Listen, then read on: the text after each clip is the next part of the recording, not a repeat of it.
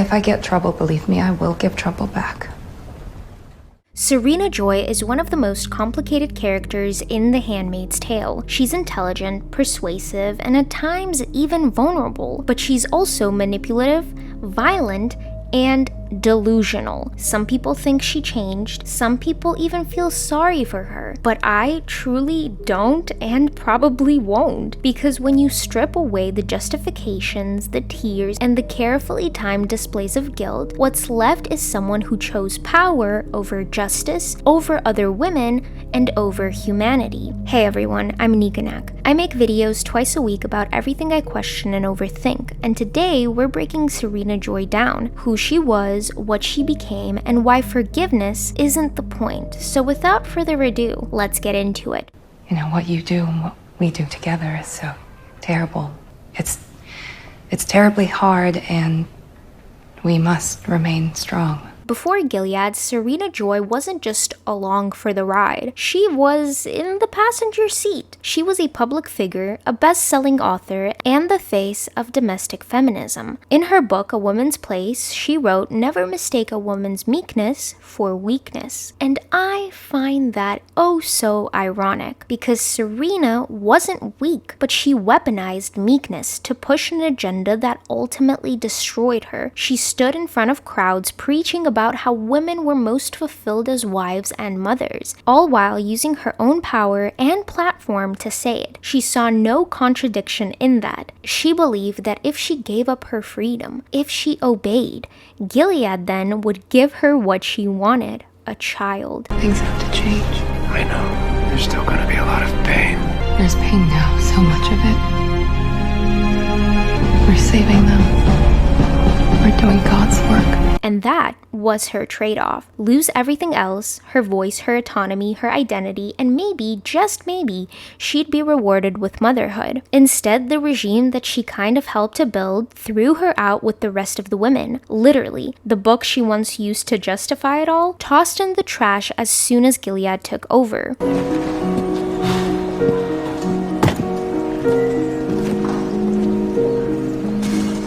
The tragedy of Serena's character isn't that she didn't see this coming. It's that she did, and she still signed on because she truly believed that suffering made her righteous, that her pain made her deserving, and she was willing to destroy an entire nation of women to prove it. You didn't back down. You're incredible.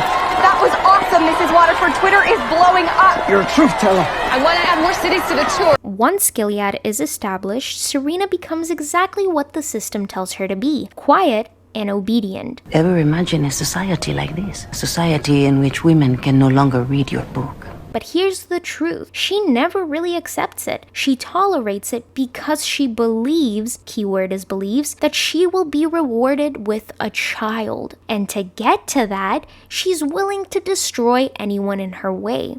Maybe he can't. The commander. It's forbidden. Officially, yes, but women do it all the time. I'm sure you've heard the stories. But it should be with somebody that we trust. I was thinking of Nick. He's already agreed.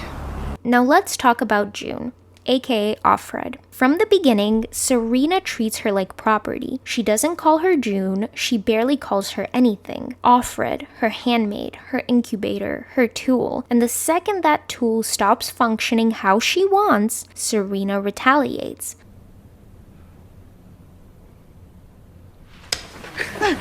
Locks her up. You will stay here, and you will not leave this room. Do you understand me?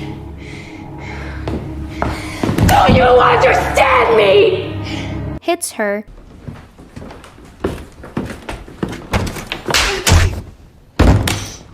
Threatens her child. Please let me out. That's my daughter. No. Let me out. Hannah. When she suspects that Fred is infertile, Serena forces June to sleep with Nick. Then she stands in the room while it happens. Now let's be very clear about this. This is rape by coercion, orchestrated by Serena. It's framed as desperation, but cruelty wrapped in grief is still cruelty. She knew exactly what she was doing. Mrs. Waterford was desperate for me to get pregnant and questioned her husband's fertility. She ordered me to have sex with their driver. She doesn't just enforce Gilead's rules, she fine-tunes them. She has Aunt Lydia hide the mutilated handmaids before foreign delegates arrive. They deserve to be honored just like everyone else. And we do honor them. But you don't put the bruised apples at the top of the crate. Because optics matter. She strategizes with Fred, she crafts the message which is publicly polished, but privately she's unraveling. Because the promise she bought into, it's failing her. She's still childless, her husband humiliates her over and over, beats her, and finally, she starts to see it. The cage she helped build wasn't made to let any woman out, including her. That's when she starts to pivot. Now, by season 2 and season 3, Serena makes moves that look like rebellion. We believe that our sons and daughters should be taught to read it. She lets June help her rewrite some of Fred's documents while he's hospitalized. Do you miss working? It's a small sacrifice to make to be welcomed back into God's grace. Forges Fred's signature so a Martha doctor can treat a baby. I was surprised to learn they received help from a Martha. It was an even bigger surprise that I signed the transfer order myself. She even reads scripture aloud, knowing exactly what it will cost her. And yet, she doesn't walk away. Well, not fully, because, once again, it's not the ideology that she is really loyal to, it's the promise of what she was supposed to get from them. I tried.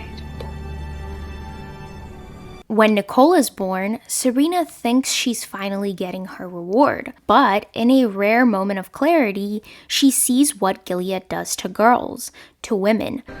Children of God, renounce your sins and plead for his mercy. So she does something unexpected. She lets June take the baby and tells her to give her a better life. Blessings on you, Serena.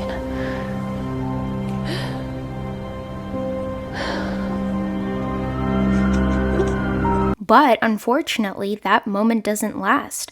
Serena can't let go. She travels to Canada to see Nicole. She holds her, she cries. She tells Luke she protected June and that letting the baby go was her choice. Every child has a right to their own story, even if that story is complicated. And what's your husband's role in that story?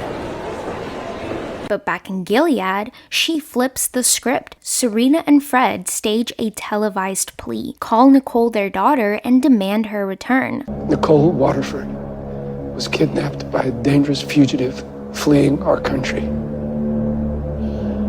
Nicole belongs in Gilead.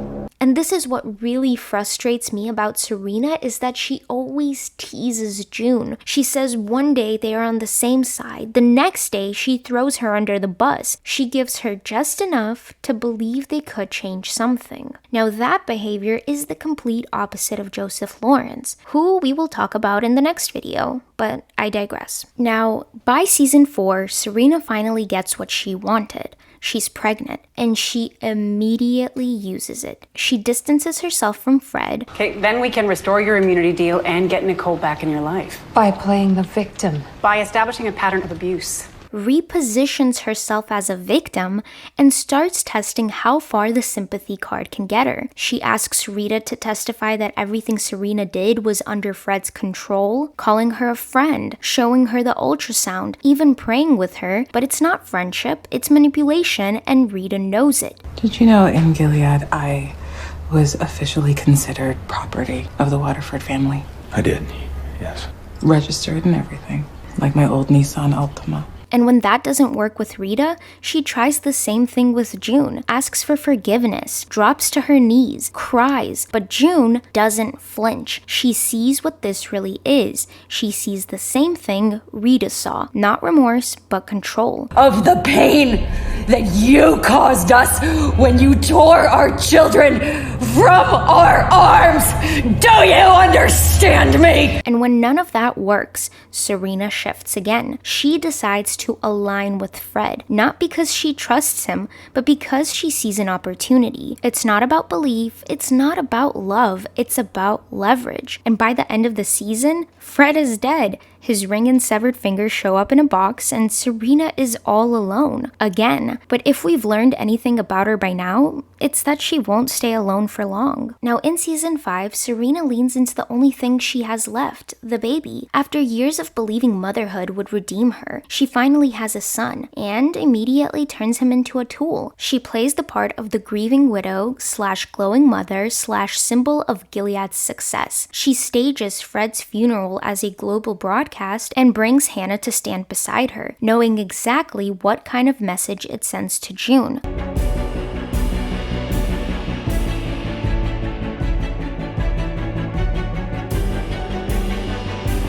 But it backfires and Gilead doesn't want her back. So instead of welcoming her home, they give her a title, ambassador, and send her to Canada. We'd like you to lend your expertise as we expand the influence of our great nation. You'll be acting as a global ambassador of sorts. Still, Serena keeps pushing. She moves in with the Wheelers, tries to rebrand herself as Gilead's modern mother, but inside their house, she's not respected. She's not safe, and she's trapped. And when that pressure builds, she makes a move. June Osborne was apprehended today by one of my teams in No Man's Land. I want to go with Ezra. She's taken so much away from me, I need to see it. I want to tell my son that I know what happened to his father's killer. Then in a split second, she turns the gun on Ezra instead. And goes into labor and gives birth in a barn with June helping her. And for a moment, something shifts. Serena is terrified, exhausted, and maybe even honest. But as always, it never lasts. She slips back into old patterns, testing June's sympathy. I'm so sorry. I don't care that you're sorry. We mattered. We are people. Always searching for her next angle, because with Serena, it's always the same loop. Adapt, reframe, survive. In season 6, Serena is out of options. She's on the run with her son, no allies, no power, and no status. I left Gilead because I wanted freedom for my son. Who cares? You built a fucking place that belongs to you. You're the rat that doesn't get to jump off the ship. After being thrown off a train during an ambush, she's rescued again by June. And from that point on, Serena does what she's always done. She makes herself useful at a communal farm. Oh, he was no help at all. He slept the whole day. She aligns herself with Lawrence's new Bethlehem experiment. I know that I can bring God here, but I don't feel God in you. She meets High Commander Wharton and marries him. It looks like survival, and it is, but it's also strategy. Serena knows how to perform or show her meekness when it benefits her, but the moment she sees that Wharton has been assigned a handmaid, despite the fact that she's fertile, she snaps. She tells the girl to run and runs herself too. Eventually, she ends up handing information to Twello, not out of conviction, but because June calls her out. You're asking me to put a target on my husband's back. He is a tyrant, Serena, and you know that. And that, out of everything that we've seen in the past season, gets to her. And in the end, Serena does help, giving up Wharton and the council's location. It's the closest she comes to accountability, but even there, her motives are mixed. Fear, instinct, and maybe a sliver of actual clarity. She ends up in a refugee camp with her son. She says sorry to June, and June forgives her. But here's the thing, Serena has always known how to tell a story, and when her old narrative doesn't serve her anymore, she writes a new one. When you're perfect. And you're all I need. You're all I need. So, can Serena Joy change? Well, I believe that's the wrong question, because change implies growth, accountability, transformation, and Serena doesn't evolve. She adapts. She adjusts her posture, shifts her tone, trades one kind of control for another, but she never truly breaks from the ideology that built Gilead. Because it was never just about belief, it was about what she thought she was owed. That's why she's so frustrating and so dangerous. She is proof that someone can be intelligent, can be vulnerable and even victimized and still choose cruelty, still choose power, and still choose to look away while others suffer, as long as she's winning. And if some of this sounds like narcissism, well, it should, because Serena doesn't just want to survive. She wants to win. She wants the spotlight. So, at the end of the day, no, I don't feel sorry for Serena. She knew exactly what she was doing, and she did it anyway. But let me know what you think. Does Serena Joy deserve redemption? And do you think she will ever change? Let me know in the comments down below. Now, if you're still here, thank you so much for watching or listening to this video. And now remember, the important thing is to always keep questioning, even me. Till next time.